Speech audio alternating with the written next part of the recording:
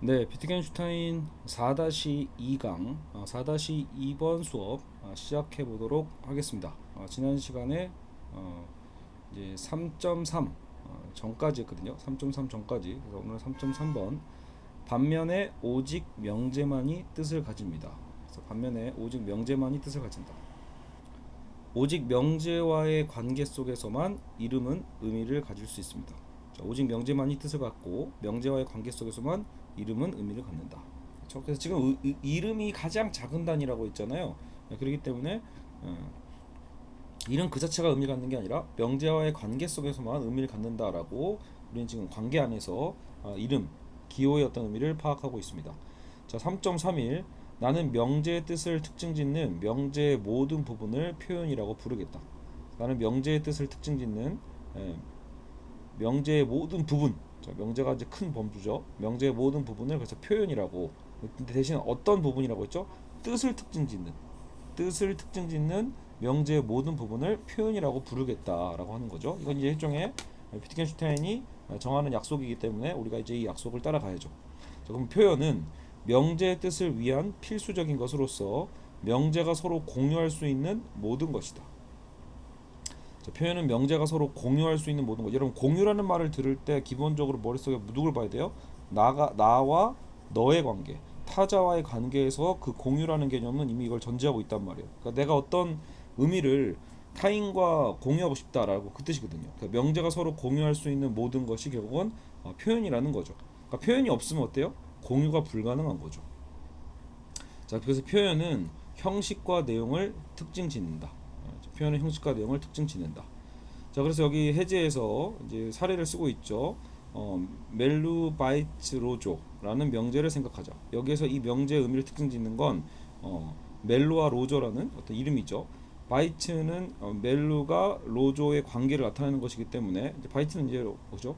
어, 표현이 아니다. 나타내는 것이기 때문에 expression 표현이 아니다. 우리는 이 명제를 MBL이라고 약어입니다. 뭐 그냥 대단한 거 아니에요. 지금 MLB가 아니라 MBL 약자니까 그냥 MBL이라고 그냥 부르자. 이때 M과 L은 물론 다른 종류의 명제와 얼마든지 공유될 수 있다. 예를 들어 멜로 is on the table, 그렇죠? 로조 체이시스 뭐죠? 미키인가요? 명제에서처럼. 근데 멜로라는 이 고유 명사는 우리가 앞서 아는 바 뭐였죠? 멜로는 지금 계속 그 개의 어떤 사례로 쓰고 있잖아요. 그러니까 멜로의 털 색깔은 블랙 앤 화이트이고 눈이 크다고 하자. 만약 멜로라는 표현이 제시된다면 멜로를 포함하는 명제는 매우 제한적이 된다. 그러니까 멜로 뭐죠? 그 멜로 has black and white hair 뭐 등등등 혹은 여기 big eyes 등등 형식과 내용을 지닌다라는 거죠. 그러니까 이 제한적이라는 건 뭐냐면 개잖아요, 개. 개가 이제 짖는다, 뭐 개는 어떤 이런 털을 갖고 있다거나 문다거나 아니면 뭐 어떤 큰 눈을 갖고 있다거나 우리가 이제 예상할 수 있는 그 가능성 있잖아요. 그래서 멜로라는 개가 갖고 있는 형식과 내용을 우리는 이제 지니고 있으면 우리가 알 수 있죠. 그러나 뭐는 안 돼요. 우리가 이걸 개라는 걸 알기 때문에 뭐 멜로가 난다던가 아니면 뭐 멜로 이즈 딥 그죠? 이 의미가 없는 같은 명제는 가능하지 않다라는 거죠. 왜냐하면 그 형식을 벗어나니까. 자, 그래서 뭐 결국은 뭐예요? 표현은 형식과 내용을 특징이라는 이 말이 결국 뭘 의미한다? 표현에는 그 형식과 내용에 제한이 된다라는 거예요. 자, 그래서 하나의 표현은 그것이 그 안에서 생겨날 수 있는 모든 명제 형식을 전제한다. 자, 하나의 표현이 있어요. 그것은 그 생겨날 수 있는 모든 명제 형식을 전제하고 일종의 어떤 그 가능성을 그것은 하나의 집합의 명제의 공통된 특징적 표지이다라고 얘기를 하고 있습니다. 자, 그래서 아까처럼 멜로란 표현이 제시되었으면 멜로를 포함하는 명제는 무작위인 것일 수는 없다. 그 명제는 일련의 형식을 지켜야 되는 거고 아까도 얘기했지만 이건 이미 개인 걸 우리가 알고 있기 때문에 그 특징을 지켜야 되는 거죠. 그래서 그 안에 이미 내포하고 있는 가능성 있는 명제가 아닐 경우에는 그건 불가능하다라는 거기 때문에 형식을 지켜야 된다. 같은 의미입니다. 자, 그리고 넘기시고요. 3.312 따라서 표현은 그 표현이 특징 짓는 명제 일반 형식으로 제시된다. 명제 일반 형식 제시가 되고 사실상 이 형식에 있어서 그 표현은 이제 상수가 되고 그 외의 모든 것은 변수가 된다.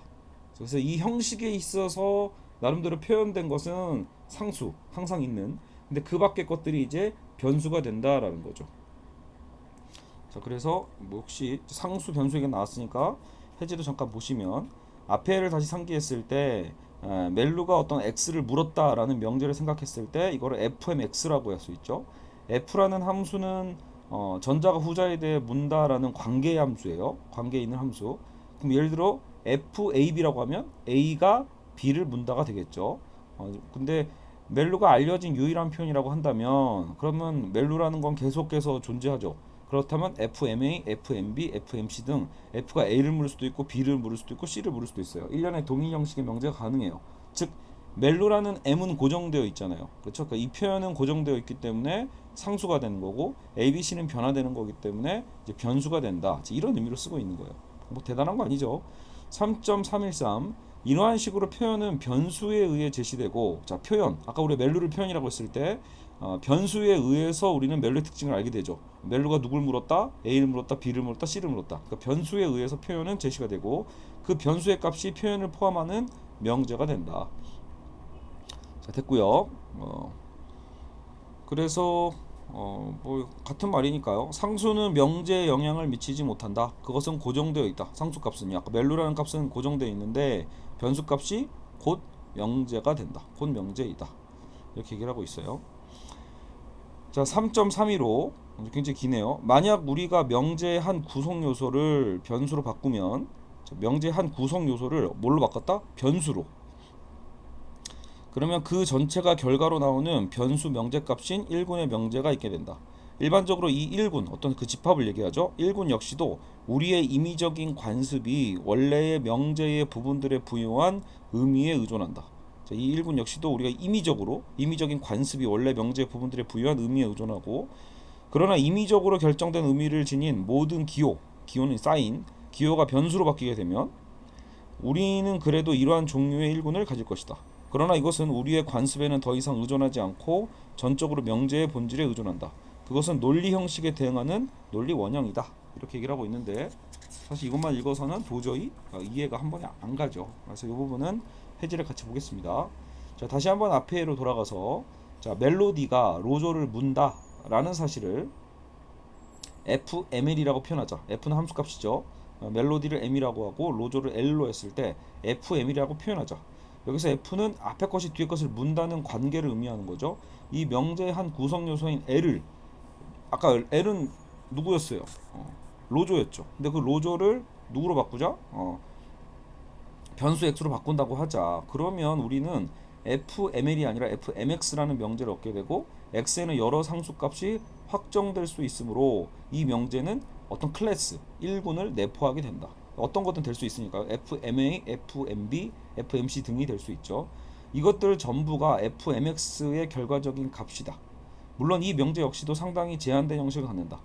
F와 M이 상수죠. 여전히 M은 멜로디였어요. 그러니까 F와 M이라는 기호 사인에 우리의 자의적 관습이 어떤 의미를 부여해 놓았고 이미 이 명제의 값은 이 의미에서 자유롭진 않다. 근데 결국 멜로디가 무엇을 물었다니까요. 만약 F와 M조차도 그럼 변수를 만들자. F는 단지 변수의 함수를 나타낸 거고 그리고 M은 멜로디니까 이것도 변수를 만들면 fxy 같은 명제를 얻게 될 텐데 자 그럼 이게 뭐가 바뀌었어요? fml이라고 꽤 구체적이었던 것이 이제는 fxy로 다 변수가 됐죠.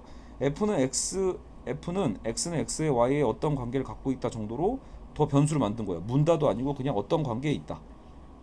그럼 이제 어때요? fxy는 단지 p라는 명제로 그냥 취급될 수 있다라는 거예요.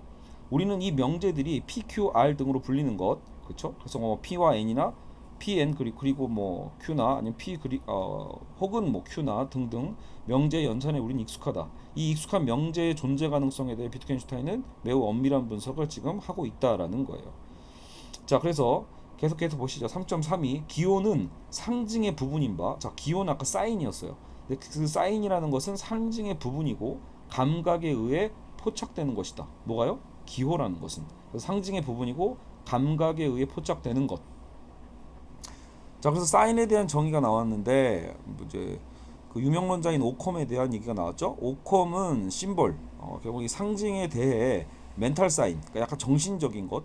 사인에 대해서는 기호에 대해서는 아티피셜이라고 했단 말이에요. 아티피셜 인공적인 사인이라고 이름을 붙였어요. 그래서 기호와 상징의 규정에 관한 오컴의 정의가 선명하다라고 해서 우리가 한 마리의 개를 바라보며 그것을 개로 인지한다고 하자. 그러면 자 보세요. 우리가 개를 바라보고 그것을 개로 인지했어요. 마음속에 개가 상징인 거예요. 아직 어떤 것도 안 썼어. 뭐 마음속에 우리가 개를 좀 떠올렸으니까 인지를 했고, 그럼 그것은 분명히 명제에 속해요. 이 개를 센텐스나 라이팅에 의해 우리가 개라고 쓰거나 제가 지금 좀 개라고 발화하는 순간 명제 기호로 결국 이게 뭐예요? 표현한 거예요. 표현. 마음속에 있는 것은 상징이었다라면 표현하는 순간 그 표현이 뭐예요? 상징에 속했던 물적 요소가 생겨나는 거예요. 그 물적 요소가 뭐예요? 그러니까 이게 기호처럼 쓰는 거죠. 이 개라는 쓰는 즉시 이것은 어떤 물적 요소가 되는 거거든요. 제가 머릿속으로 개를 생각한 것을 여러분은 알 수가 없죠. 공유할 수가 없어요. 근데 제가 개라고 표현하는 순간 여러분은 저랑 생각을 공유하게 되죠. 결국 그것이 기호라는 거예요. 기호로 표시되는 것. 그러니까 여러분 지금 우리가 알아야 될 건 뭐예요? 상징과 기호에 대한 차이만 이해하시면 되겠습니다. 상징은 마음속에서 떠올린 것을 되는 것이고 그것을 우리가 어떤 물적 요소로서 표현해내는 것, 그게 기호가 되는 거죠. 언어학자 소시르가 얘기했던 기표와 기이라는 것이 바로 이 기호가 기표에 해당하고 심볼, 상징은 기로 나타난다고 이해하시면 되겠습니다. 그 정신분석을 통해서 소시르를 들어보셨던 분들은 이 표현들이 또 도움이 되겠죠. 자, 3.321 따라서 하나이며 동일한 기호, 쓰여진 것이든 말해진 것이든, 그렇죠? 하나이며 동일한 기호, 아까 우리는 개라는 것을 썼죠. 기호를 두 개의 서로 다른 상징에 공통될 수 있다. 그 경우에는 그들은 서로 다른 양식으로 표상한다. 자, 그럼 이것은 무슨 말이냐? 자, 배라는 하나의 기호. 우리나라 같으면 동음 이의어라고 하잖아요. 음은 같은데 두 개의 뜻으로 나뉘는 것처럼 배라는 것은 하나의 기호예요. 그것은 복부를 가리키기도 하고, 우리 배 명치를 세게 쳐 뭐 이렇게 표현하잖아요. 복부를 가리키기도 하고, 아니면 우리가 먹는 배를 가리키기도 해요. 즉 하나의 기호가 두 개의 어때요? 다른 상징의 공통으로 사용되고 있죠. 이건 매우 우리에게 상식적이란 말이에요. 그러니까 지금 그것을 얘기하고 있는 거예요. 그래서 하나의 기호가 어쨌든 두 개의 서로 다른 상징에 해당될 수 있다라는 거죠. 이때 우리는 그 배가 무엇을 지칭하는 것을 뭘 보면 알 수 있죠? 지칭 양식, 그죠? 그것을 보면 알 수 있다라는 거죠. 배가 아프다라고 하면 과일이 아니라는 거 우리가 알게 되고요. 그죠? 까마귀 날자 배 떨어진다라고 했을 때는 우리는 과일이라는 것을 알 수 있죠. 결국은 단어의 의미는 뭐에 의해서 문맥 속에서 이해되어야 된다라는 얘기예요. 이건 앞에서부터 했던 얘기니까 연결이 될 것 같고요. 3.322 자 지금 3.32죠. 네. 자 잠깐 우리가 그동안 3.3에서 네 됐습니다. 자 여기 위에도 한번 보죠. 3.321에서 알라딘 쪽에서 그런데 하나의 문자 기호가 서로 다른 뜻으로 사용되는 경우들이 있습니다. 역시 그 얘기죠. 하나의 문자 기호가 서로 다른 내용으로. 이러면 3.323으로 넘어갔으니까 우리는 3.322도 한번 살펴보죠. 자, 두 개의 서로 다른 대상을 지칭하기 위해 동일 기호를 사용한다고 해도 만약 우리가 그 기호를 두 개의 서로 다른 표상 형식으로 사용한다면 우리의 그 사용이 둘의 공통의 성격을 지칭할 수는 없다. 당연히 기호는 자의적인 것이기 때문이다. 자의적이다. 따라서 우리는 두 개의 서로 다른 기호를 대신 선택할 수 있다. 그러고 나면 표상 측면에서 공통된 무엇이 남겠는가? 자 이렇게 얘기하고 있는데, 자 이것을 이제 해제를 보시면요, 역시 조금만 길어져도 어렵습니다. 그래서 해제를 보시면 해겔은 서로 다른 것들이 사실은 같은 것이라고 말하길 원하고 있는 것처럼 보인다. 누가요? 비트겐슈타인은 해겔을 그렇게 생각한 거예요. 서로 다른 것들이 사실은 같은 것이라고 말하길 원하는 것처럼 보이는데 반면에 나는 그렇게 생각 안 한다는 거죠. 나의 관심은 같은 것으로 보이는 것이 사실은 서로 다른 것이라는 사실을 보이는 데 있다. 같은 것인 줄 알았는데 사실은 서로 다른 거다. 해겔과 정반대로 생각을 하고 있는 거죠. 비트겐슈타인이 기호와 관련해서 계속 강조하는 것은 기호와 실제는 관련 없다는 것이라는 거예요. 기호와 실제는 관련이 없다. 자, 중요한 체크예요. 기호와 실제라는 건 관련이 없다. 이것은 철학사에 있어서 중요한 문제다. 기호는 보통 명사이며 개념이고 보편자이고 이데아였기 때문이라는 거예요. 그동안 우리가 예를 들어 기호 대표적인 게 신이죠. 신이라는 보통 명사, 개념, 보편자, 이데아였다. 그러나 중세 로스켈리누스는 단지 그것을 음성 신호로, 또 오컴은 사물 뒤에 있는 이름, 유명론이 되는 거죠. 이렇게 간주한 것처럼 비트겐슈타인도 그들의 입장과 같다라는 거예요. 자, 그래서 두 마리의 서로 다른 개가 있다. 자, 개는 개인데 서로 다른 개예요. 우리는 개라는 기호를 각각 개에게 부여하죠. 자, 개라는 말은 보편 명사잖아요. 여기까지는 큰 문제가 없는데 문제는 개라는 기호가 스스로 생명을 얻어 각각의 개를 지배하는 실제로 자리 잡을 때 발생하는 거예요. 그렇죠? 어떤 민족인가가 개와 여우를 구분 못한다. 자, 개와 여우를 구분 못하는 민족이 있어요. 그래서 그 동물들에게 개우라는 명칭을 만약에 부여했어요. 기호죠, 사인. 그래서 그 사람들이 잘 구분을 못하니까 그냥 개우라는 명칭을 부여했어요. 그런데 개우라는 기호는 이 동물들을 과연 지배할 수 있는가? 그죠? 우리가 개우라는 기호로 이 동물들을 다 표현할 수 있는가? 우리는 즉시로 그들은 하나의 기호로 서로 다른 두 상징에 사용하는 오류를 범하고 있다고 말할 것이다. 그렇죠? 야, 분명히 이거 개랑 여우랑은 달라라고 우리는 이해하고 있는데 그들은 각게 표현하고 있으니까요. 우리의 개의 경우도 마찬가지예요. 어쩌면 우리는 그 단일한 기호를 사실은 훨씬 세분화되어 그룹핑되어야 할 동물들에 쓰고 있는지도 우리도 사실은 모를 수도 있다라는 거예요. 더 세분화해서 해야 될 것을 우리가 그냥 개라고 표현하는 거 아닐까 이렇게요. 이러한 견지에서 보면 기호는 개별자에게만 부여하는 게 사실은 바람직하다라는 거예요. 그러니까 비트겐슈타인이 원하는 건 뭐예요? 할 수만 있다면 기호는 개별자에게 부여하는 게 마땅하지 보편적으로 어때요? 일반적으로 넓어지면 넓어질수록 그 의미는 상당히 모호해지는 거예요. 즉 개별자만이 존재한다라는 오컴의 그 대사를 떠올릴 수 있죠. 자, 안셀무스 같은 경우에는 실제론자인데 마음속에 있으면 실제도 있는 거야 라는 식으로 얘기했단 말이에요. 그러니까 신이 내 마음속에 있으면 실제도 있는 거야 이런 식으로요. 이때 마음속에 있는 건 아까도 얘기했지만 기호예요. 근데 마음속의 기호는 마음 밖에서 실제를 갖는다는 것인데 비트겐슈타인은 이 주장을 반박하는 거죠. 기호라는 건 결국 그냥 자의적인 거예요. 우리가 그냥 그렇게 정하기로 한 것, 그냥 약속한 것뿐이죠. 그래서 언제든 바뀔 수도 있는 게 기호란 말이에요. 단지 우리의 지식 양식에 의해 잠깐의 생명을 얻는 게 기호란 말이에요. 그렇죠? 기호는 우리의 사용에 의해 생명을 갖는 것. 스스로 내용을 갖는 게 아니라 기호 자체가 내용을 가질 수는 없다라는 거예요. 기호는 그저 임의적인 거죠. 자, 다시 앞에서 예를 든 배의 경우 아까도 배는 여러 가지 동음 이어의 어떤 의미가 있죠. 배라는 기호는 그 자체로서는 그냥 무의미한 거예요. 중요한 건 그 기호의 표상 형식이 중요한 거죠. 그럼에도 불구하고 그것이 스스로 절대적인 생명력을 가진 채로 존재한다고 주장하면 그것은 먼저 세계는 사물의 총체가 아니라 사실의 총체다라는 애초의 가정에 위배가 된다라는 거예요. 자, 우리는 이 수업에서 계속 가장 좋은 표현, 중요한 표현이 뭐예요? 그때 1.1이었던 세계는 사물의 총체가 아니라 사실의 총체다잖아요. 그래서 만약에 우리가 배라는 기호 대신에 뭐 벨리, 페어, 쉽을 채용한다면 거기에 어떤 공통된 표상 형식이 남겠는가? 따라서 상징과 기호 체계에서 기호는 상징에 지배받고 이것은 기호의 표상 형식에 의해 드러나는 것입니다. 자, 그러니까 기호는 상징의 지배를 받아요. 그러니까 내가 먹는 배를 생각하고 있는 건지 아니면 이제 내 지금 신체의 어떤 배를 생각하고 있는 건지 그 상징이 중요한 거죠. 근데 단지 그것이 기호의 표상 형식에 의해 드러나는 거예요. 따라서 배라는 기호는 더 이상 필요하지 않게 된다. 기호는 어떻게 보면 그때그때 그 의미에 맞는 기호, 또 벨리, 페어, 쉽이라는 것에 대체될 수 있죠. 개라는 기호는 구체적으로 멜로디, 로조라고 저희 집게의 이름은 순영이랑 부영이거든요. 그러니까 전혀 다른 의미로 불려지고 있는 거죠. 근데 그것은 개별자잖아요. 우리의 보통명사, 즉 이데아는 언제라도 대체할 수 있어요. 보통명사는 그 자체로 상징을 가진 것이 아니기 때문이다. 보통의 명사는 하나의 기호이지만 그 지칭 대상은 무한히 많다. 그렇죠. 무한히 많죠. 사람, 무한히 많죠. 하나의 기호는 하나의 상징에 대해서만 그래서 자격이 있다. 이게 원하는 바다라는 거예요. 그래서 하나의 기호가 하나의 상징에 대해서만 자격을 갖는 것.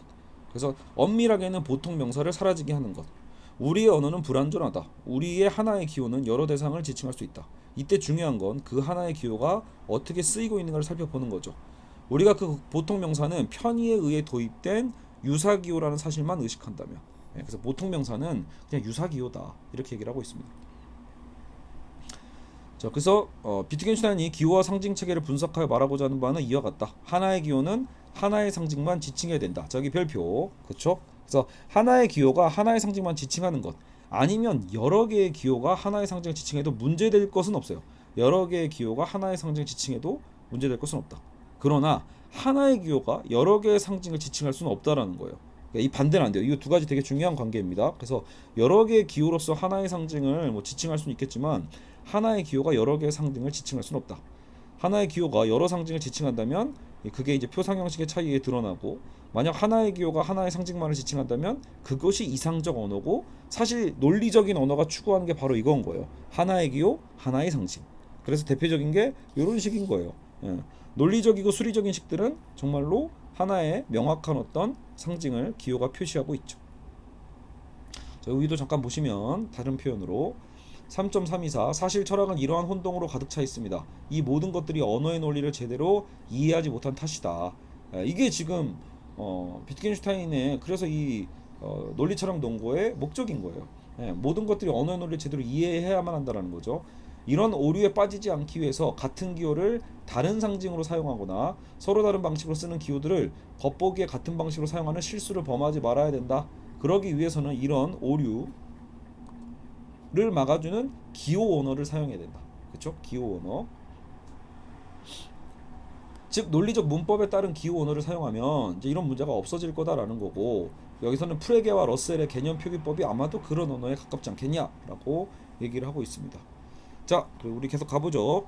3.316 기호로 상징을 알아보기 위해서는 그 기호가 어떻게 뜻을 지니고 사용되는가를 보아야 된다.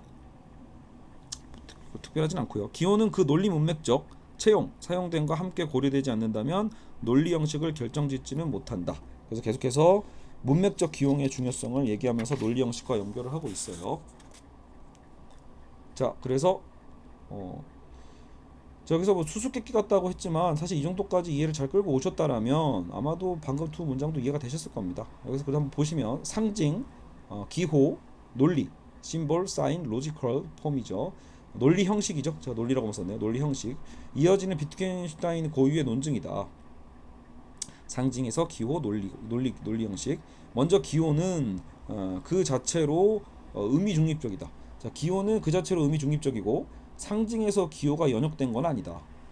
기호는 하나의 시스템으로 작동되는 구조주의적인 것으로 각각의 기호는 상징에 대해서 무표정하다. 왜냐면 자의적이니까. 소시르도 결국 이 자의성에 대해서 언어의 자의성에 대한 주장을 했었죠. 그러니까 결국은 ABC라는 상징들이 있고 ABC라는 기호가 있을 때 그 조합이 AABB, CC라는 조합이 가능한데, 그러나 ABBA, CC라는 조합도 물론 가능하다라는 거예요. 즉 상징과 기호의 결합은 자의적이고 기호는 그 용례, 쓰임새에 의해서 알려지는 거죠. 논리 형식을 규정짓는 것은 상징이다. 우리에게 주어지는 것은 기호지 상징이 아니다. 상징은 물질성을 가질 수 없다라는 것. 아까도 얘기했죠. 상징은 마음속에서 먼저 시작을 하죠. 그러나 기호만을 통해서 그 기호의 상징이 무엇인가를 알 수는 없고, 그 기호가 논리 형식을 갖춘 문맥 속에서 어떻게 사용되는가를 알아야만 기호의 상징을 알 수 있다. 그래서 그 논리 형식이 또 중요하죠. 3.328 하나의 기호가 필요 없다면 그 기호는 무의미하다. 기호가 필요하지 않다라는 것, 그럼 의미는 무의미하다. 이것은 오컴의 금원의 묘지이다. 그래서 기호의 존재 이유를 결정짓는 건 결국 사용됨에 의해서고, 사용되지 않으면 필요가 없음을 얘기한다라는 겁니다. 자, 근데 사용됨이 과잉의 것이라면 이것은 마땅히 존재 이유를 잃는다.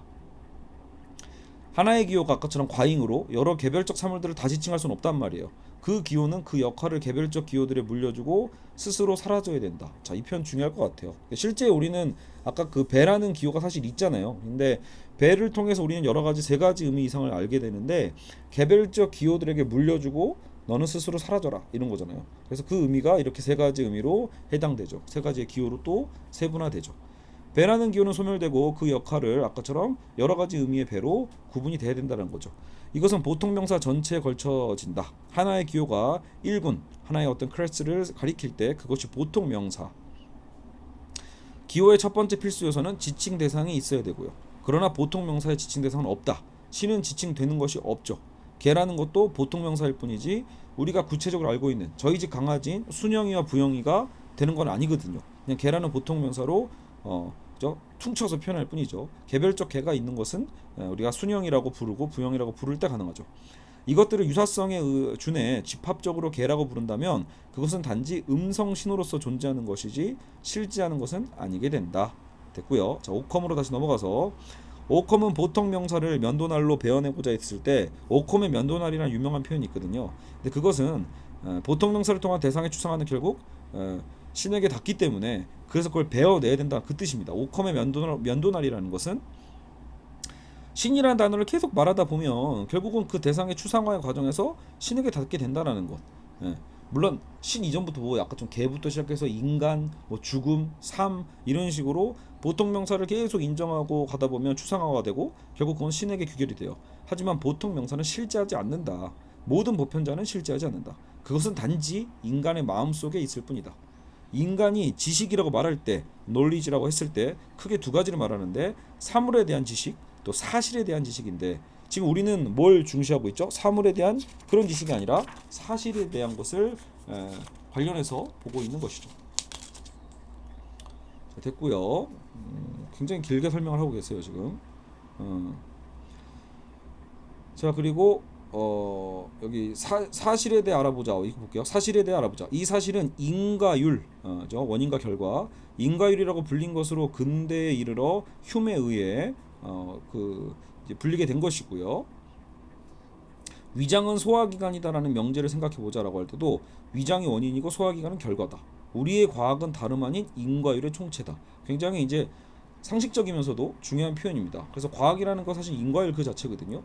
인과율은 그렇다면 진정으로 하나의 법칙이 되는가? 이했을 때 휴은 아니라고 말한다. 왜냐하면 모든 인과율은 귀납추론이기 때문이다라는 거죠. 귀납추론. 따라서 거기에 우리 지식이라고 할 만한 것은 없다. 개별적인 사물들을 포괄하는 보통 명사와 하나의 사실에서 다른 하나의 사실을 추론 가능하게 만드는 인과율을 오히려 잘라내는 게 오컴의 면도날이고요. 보통 명사는 단지 우리의 짧은 경험이 추상화한 어떤 마음속의 현상일 뿐이다. 자, 계속 같은 내용을 지금 우리가 어때요? 좀 자세하게 읽어주고 있는 거예요. 마음속에 있는 것은 단지 마음속에 있는 거고 마음속에 있는 것이 실제 속에서 있다라면 성 안셀무스의 주장처럼 언제라도 우리의 상상이나 환각이 실제한다는 사실을 우리는 인정하게 돼요. 그러면 신만 존재하는 게 아니라 환각을 보는 귀신들도 다 존재하게 되니까 결국은 신도 보통 명사를 통해서 우리가 규정한 거 아니겠냐라는 거죠. 비트겐슈타인은 오컴이 그의 논리 청소에서 한 것을 지금 논거 속에서 하고 있다. 기호는 지칭 대상만을 지칭해야 한다며 보통 명사를 언어에서 제거한다. 자, 기호는 쌓인 지칭 대상을 지칭해야 한다며 보통 명사를 언어에서 제거한다. 그것은 필요 없다. 그것이 해나갈 수 있다. 그것 없이 해나갈 수 있다. 그것이 왜 필요한가? 그죠? 그 보편자는 필요 없다는 얘기입니다. 보통 명사 필요 없고 개별자만이 존재한다. 기호와 상징 간의 관계는 분석 철학, 언어학, 기호학 등에서 가장 중요한 주제고요. 기호가 기표라고 한다면 상징은 기이다. 아까 소시르의 기표와 기이 그 개념이죠. 함수로 말한다면 기호는 독립변수가 되는 거고 상징은 종속변수다. 이때 중요한 건 여러 개의 기호에 하나의 상징에 대응하는 것은 문제가 없지만 하나의 기호에 여러 개의 상징이 대응하는 건 잘못된 것이다 라고 얘기를 하고 있죠. 이거 아까부터 계속 했던 얘기입니다. 그래서 아까처럼 저도 순영이 부영이라고 따로따로 이름을 지어준 건데 순영이라는 기호 하나만 갖고 부영이까지 포함해서 부르고 앉아있으면 논리적 오류가 된다라는 거예요. 보편자의 실자가 의미하는 것은 하나의 보편자의 여러 사물이 대응한다는 것이고 하나의 꽃을 거명하면 수많은 꽃을 상징을 지칭할 수는 있죠. 그렇죠? 그래서 1대1이던가 기호와 상징의 관계는 그래서 1대1이 되든 이게 제일 이상적이고 아니면 이제 다대1에 대응해야 되지 1대 다는 안 된다라고 얘기하고 있습니다. 하지만 역시 바람직한 건 하나의 기호에 하나의 상징이 대응해 주는 것이다. 그래서 우리가 기호에 어떤 기호에 쓸모를 부여하기 위해 논리 문맥적 사용을 살펴야 하는 이유는 다음과 같다. 첫 번째, 기호는 그 자체로서 의미를 가진 것은 아니다. 그것의 의미는 문장 속에서의 사용에 의해서밖에는 알려지지 않는다. 자, 계속 지금 30분째 얘기하고 있는 바로 그 내용입니다. 두 번째, 단어 기호의 의미는 문맥 속에서 그래서 이해되어야 한다라고 얘기를 하고 있습니다. 알겠죠? 자, 3.34로 한번 넘어가 볼까요? 3.34. 여기 3.334가 있으니까 요거 먼저 읽어보죠. 논리적 구문론의 규칙은 각각의 기호가 어떻게 쓰이는지 알기만 하면 저절로 이해되는 것들입니다. 버스를 타고 학교에 간다고 할 때 말을 타듯 버스 위에 타는 것이 아니라 버스 안에 서 있거나 앉아 있는 것으로 자연스럽게 이해하는 것처럼 말이죠. 그죠? 그래서 명제는 본질적인 모습과 우연적인 모습을 모두 갖고 있습니다. 본질적이라는 것은 변할 수 없는, 명제라면 당연히 갖고 있어야 하는 것이고 우연적 모습이란 상황에 따라 가질 수도 있고 안 가질 수 있는 것이라고 할 수 있습니다. 따라서 명제의 본질적인 것은 같은 뜻을 표현할 수 있는 모든 명제에 공통으로 존재해야 합니다. 상징에서도 역시 본질적인 것은 동일한 목적을 충족시킬 수 있는 모든 상징들의 공통적인 것이어야 합니다. 이렇게 얘기를 하고 있어요. 자, 그럼 여기 다시 교재를 보죠. 명제는 본질적 성격과 우연적 성격을 갖는다고 해서 아까 방금 읽었던 것을 다시 구분하고 있어요. 본질적인 것과 우연적 성격입니다. 명제가. 우연적 특징은 명제의 기호가 도출되는 특정한 양식의 결과고, 본질적 성격은 그것이 없다면 명제의 그 의미를 표현할 수 없는 것입니다. 자, 그래서 다시 여기서 사례를 보면 본질과 우연이 뭘까라고 했을 때 우리가 아까부터 계속 들었던 그 사례 fml이라고 표현 있죠. f라는 함수값에 이게 만약에 f를 지금 함수값을 뭔가 쫓는다, 뒤를 쫓는다라는 것으로 의미를 갖고, m은 멜로디고 l은 로조예요. 그러면 멜로디가 로조를 쫓는다. 이게 fml이죠. 여기에서 명제의 우연적 성격이 나온다. m과 l이 변수로 치환되는 다른 명제를 생각해 보자. fxy로 표현될 수 있다면 x는 y를 쫓는다가 될 수 있잖아요. 그죠? 하나의 형식을 나타낸다. 만약 이런 형식이 없다면 명제는 어떤 뜻도 표현할 수가 없죠. 형식이 있어야죠. fxy를 그래서 결국 우리는 본질적 성격이라고 볼 수 있다는 거예요. 아까 조금 더 구체화됐던 게 뭐예요? 우연적 성격이죠. 멜로디가 로조를 쫓는다라는 건 우연적 어떤 성격이라면 xy라는 조금 더 보편화된 것은 본질적 성격이다라고 성격을 구분하고 있습니다. 자, 그래서 3.341 따라서 명제의 본질적인 것은 동일한 뜻을 표현할 수 있는 모든 명제에 공통된 것이고, 그리고 마찬가지로 상징에 있어 본질적인 것은 동일한 목적을 지칭하는 모든 상징이 또 공통으로 가진 것이다. 자, 그래서 아까도 있지만 우리 FML로 표현했잖아요. 멜로디가 로저를 쫓는다. FML. 이것은 또 M과 M이 chases L 쫓는다라는 뜻이라는 거죠. 그래서 만약 우리가 이것을 GML로 GML을 L is chased by M, 그러니까 이게 수동태로 바꾼 거네요. FML이나 GML과 같은 뜻을 표현하고 있어요. 이때 같은 뜻을 표현할 수 없는 있는 그것. 동일한 논리 형식이 그러니까 fxy나 gxy 동일한 논리 형식이 명제의 본질적인 특징이 될 수 있다라고 보는 거죠. 됐죠? 그리고 여기 뭐 한 번 더 사례 든다 한번 볼까요? 그냥 개라는 상징에 대해 생각했을 때 우리는 개 하면은 여러 마리의 각기 다른 여러 종의 개를 생각하게 되죠. 개의 여러 상징을 마음속에 그리게 돼요. 각각의 개들은 동일한 어떤 공유되는 목적을 위해 봉사하고 있다. 이때 그 각각의 개들은 공통으로 무언가를 갖는데 이것이 개의 상징인 것이고 그것이 어떤 본질적인 것이다. 3.3411 자, 그래서 따라서 대상의 진정한 이름은 그 대상을 지칭하는 모든 상징이 공통으로 가진 것이다. 자, 대상 가만히 들어왔죠. 대상이란 말, 오브젝트. 대상의 진정한 이름, 같이 지금 대응되는 관계입니다. 대상의 진정한 이름은 그 대상을 지칭하는 모든 상징이 공통으로 가진 것이고, 따라서 차례로 전개되는 것은 어떤 종류의 구성도 이름의 본질적인 것은 아니다. 자, 이 표현을 다시 다른 표현으로 한번 읽어보죠. 3.3411이니까 그러므로 고유명사란 아까 대상의 진정한 이름이란 이렇게 부르고 있었잖아요. 고유명사란 대상을 지칭하는 모든 상징이 공통적으로 가지고 있는 것이라고 말할 수 있습니다. 또한 어떤 종류의 합성도 이 이름에 대해 본질적이지 않다는 것은 이와 같은 이유에 의해 밝혀질 것입니다. 라고 얘기를 하고 있어요. 자, 그래서 이름이 대상에 대응한다. 자, 이거는 우리가 처음부터 살펴봤던 바로 그 틀이죠. 그래서 나중에 이제 이 대상이 뭐 사태, 뭐 원초적 사태자, 원초적 사실, 나중에 이제 사실이 되고 세 개가 되는 것처럼 이름이 이렇게 커지다가 나중에 명제가 되는 거죠. 명제가 됐다 언어까지 가는 거죠. 이 이름은 상징의 본질적 성격이다. 이름은 여러 상징에 의해 표현될 수 있고, 자, 이름은 여러 상징에 의해 표현될 수 있어요. 이것은 마치 어떤 사물이 예를 들면 어떤 사물이 여러 상징으로 마음속에 맺히지만 그 사물의 본질적 성격은 이 여러 상징이 공통으로 지니는 것과 같은 것이다. 그래서 이름도 이와 같다.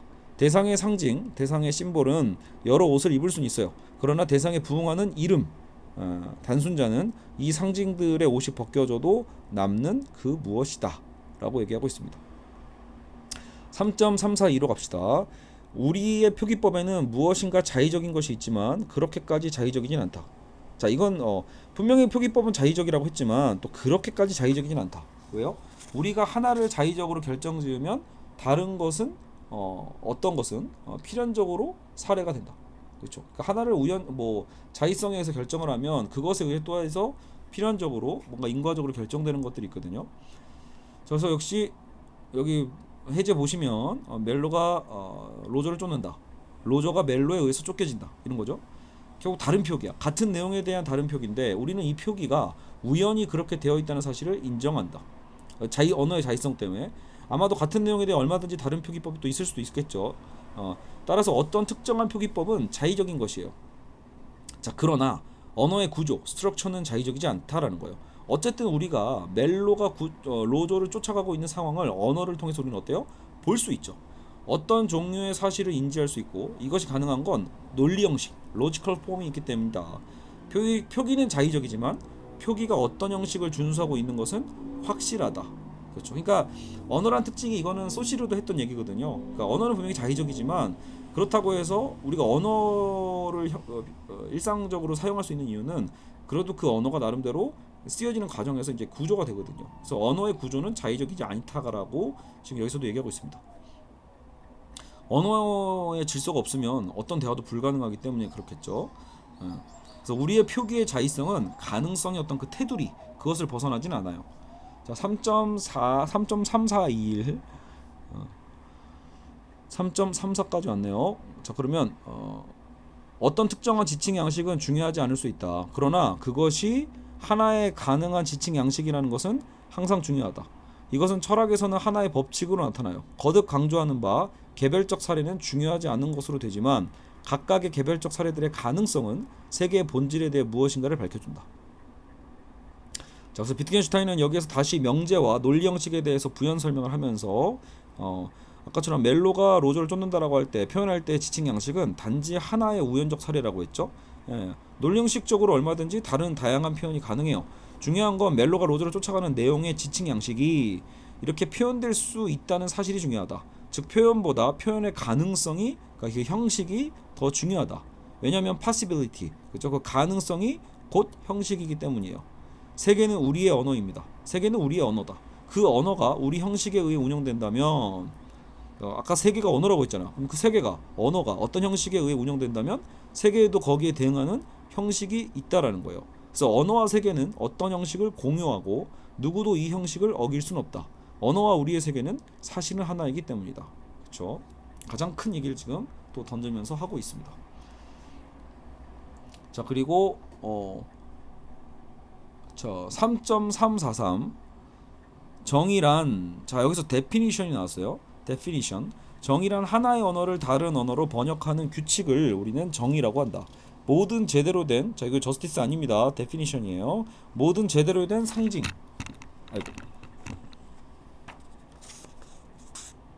상징에는 상징 체계는 이 규칙에 따라 번역될 수 있어야 된다. 그렇죠. 규칙이 있어서 이제 정의될 수 있어야죠. 모든 것이 공통적으로 가지고 있는 것이 이거다. 그렇죠. 그래서 우리는 예를 들어 그렇죠. 어떤 개가 짖는다라고 할 때 이렇게 번역될 때 그것이 번역될 수 있는 이유는 무엇인가? 그것들에게 공통으로 존재하는 그 무엇이 있기 때문이다. 그렇죠. 이거는 영어고 이거는 한글이잖아요. 그러니까 이것이 번역될 수 있는 이유가 대체 뭐냐라는 거예요. 그래서 공통으로 존재하는 그 무엇이 있다.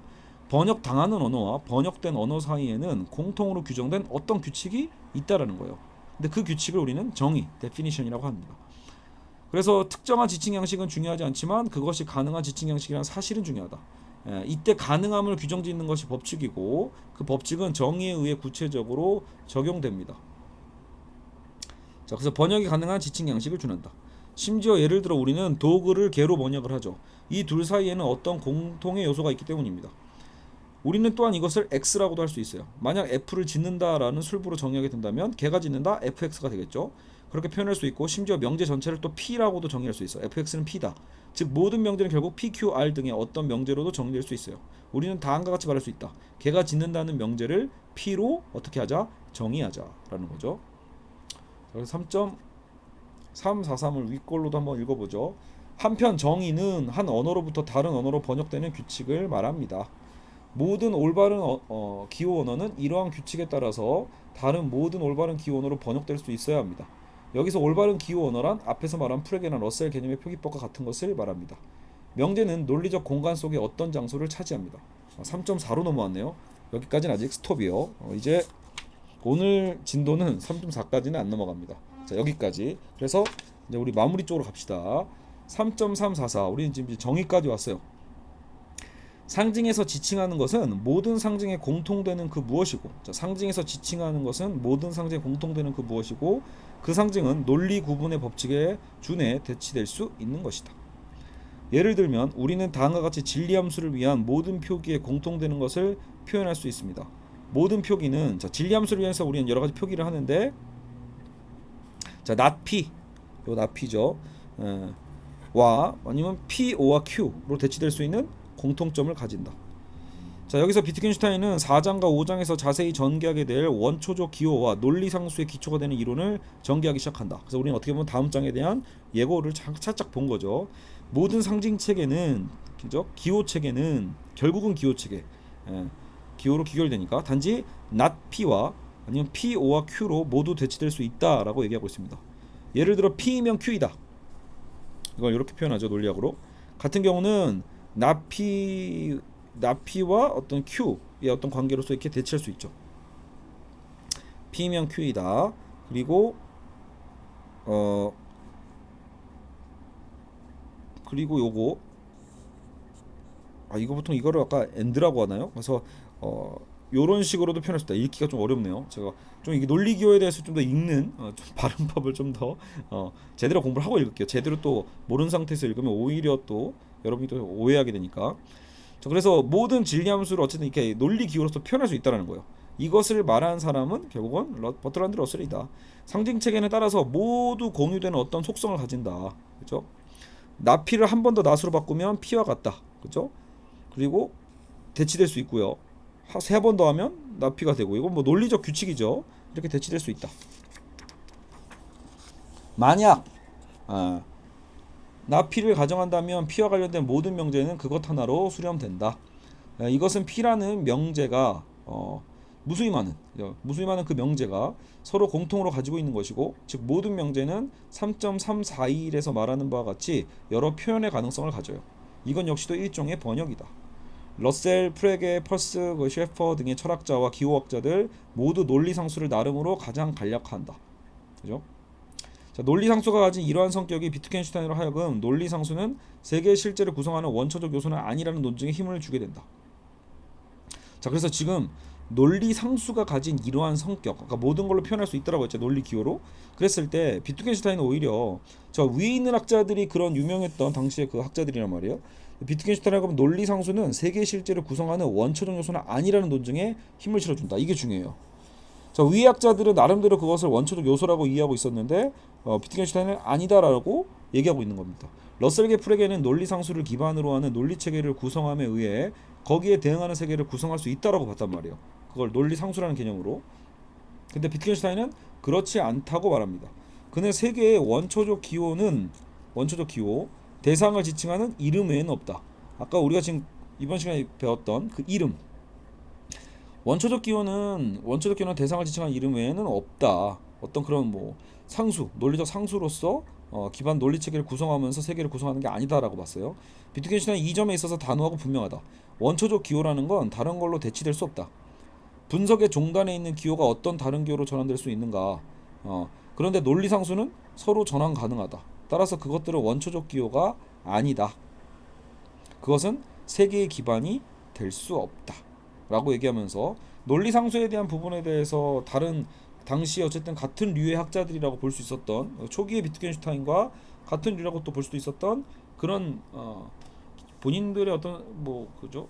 아마 나이차로 보면 비트겐슈타인의 답을 선생님 뻘이 아닌가 싶기도 한데, 그래서 그 러셀계 프레게와는 다른 생각을 갖고 있었다라는 거죠. 그래서 세계를 구성하는 것은 그냥 대상을 지칭하는 그 이름 외에는 아무것도 없다라고 하면서 이렇게 마치고 있습니다. 자, 그래서 우리가 다음 시간에는 이제 논리편 5장은 논리편이 되겠습니다. 로직. 그래서 논리에 대해서 그게 이제 4로 넘어가게 되겠네요. 4. 자, 그러면 일단 제가 아까 또 실수를 또 했네요. 죄송합니다. 저도 지금 뭐 정신이 없네요.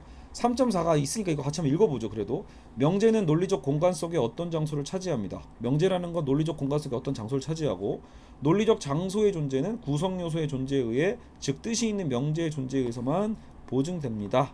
라고 하고 있고요. 자, 그러니까 이거를 지금 조중훈 교수님 다 잘라낸 건데 한번 보죠. 다시요. 어떤 한 명제가 논리적 공간 속의 한 장소를 확정한다고 할 때 사실상 논리적 공간은 그 명제가 차지하는 한 장소에 의해 전체의 구조가 확정됩니다. 왜냐하면 그 명제의 구성 요소들의 다양한 배열에 따른 가능성들, 즉 복합 명제일 때 부정과 논리적 합, 논리적 곱 등이 이 논리적 공간 속에서 확정될 것이기 때문입니다. 명제는 논리적 공간 전체에 두루 손을 뻗고 있습니다. 3.5 적용된 명제 기호, 생각된 명제의 기호가 곧 사고입니다. 자, 이렇게 해서 마무리가 됐나 보다요. 자, 그래서 여기서도 해제가 잠깐 나오는데, 생활 속에서 사용하는 일상 언어는 하나의 단어가 여러 가지 뜻으로 사용되는 경우가 많습니다. 문제는 서로 다른 경우에 단어의 뜻을 동일하게 사용하거나 같은 의미로 사용해야 될 때 다른 의미로 사용하는 언어를 잘못 쓰는 경우가 있다라는 거죠. 일상 언어에 존재하는 이러한 애매함, 불분명함 때문에 우리는 언어를 잘못 사용하기도 한다. 그래서 그것이 바로 대표적인 게 철학적 문제가 바로 그렇다라는 거예요. 그래서 비트겐슈타인이 철학의 문제는 모두 끝났다라고 얘기했던 이유가, 본인이 이제 이 논리 철학 논거를 통해서 언어의 불명확함에 대한 것을 밝혀냈기 때문인 것이겠죠. 그래서 다시 한번 여기도 해제가 떠서 있으니까, 그래서 비트겐슈타인은 철학적 문제의 대부분은 언어의 논리를 철학자들이 제대로 이해하지 못했기 때문에 언어를 불분명하게 사용하는 데서 비롯되었다고 보았습니다. 굉장히 중요한 의미입니다, 이쪽. 그래서 언어 속에 숨겨진 언어적 논리를 보여줄 수 있는 일종의 인공 언어가 필요하다고 주장을 했고요. 물론 비트겐슈타인이 일상 언어 자체에 문제가 있기 때문에 인공 언어로 바꿔야 된다고 생각한 건 아닙니다. 다만 명제를 제대로 이해하기 위해서는 일상 언어에서 드러나지 않는 논리적 구조를 밝혀야 하고, 그러한 논리적 구조를 보여주기 위해서는 프레게나 러셀이 고안한 인공 언어들이 도움을 줄 수 있다고 본 것이에요. 그러니까 초기 비트겐슈타인은 어쨌든 프레게, 러셀과 같은 라인을 타고 있는 거죠. 나중에 좀 부분적으로 다른 부분이 있고 비판하는 것도 있지만 전반적으로는 같은 얼개를 갖고 있는 거예요. 그러다가 후기 비트겐슈타인 때 완전히 바뀌는 거죠. 인공 언어의 도움으로 언어의 논리적 구조를 확인하고 나면 대부분의 철학적 문제들이 언어의 논리를 잘못 이해했기 때문이라는 것을 철학자들이 깨닫게 될 거라고 봤고, 문제인식이 오해에서 비롯된 것이기 때문에 대답을 하려는 시도조차도 하지 않을 것이라는 게 비트겐슈타인의 생각입니다. 그렇죠? 잘못된 문제인데 답할 이유가 없죠. 난센스에 대해선 답할 이유가 없다라는 겁니다. 자, 어쨌든 오늘 이렇게까지 해서 우리 그 4강 우리 처음으로 2번에 걸쳐서 수업을 했거든요. 페이지가 상당히 길었기 때문에, 페이지도 길고 제가 만약에 뭐 명쾌하게 이해했다라면 반복되는 얘기들을 더 줄였을 수도 있겠지만 반복을 통해서 또 배우게 되는 것도 있었으니까요. 그래서 우리는 이제 4장 명제를 이렇게 마무리하도록 하겠습니다. 다음 시간 우리 5강에서 다시 뵙도록 하겠습니다. 여러분 수고하셨습니다.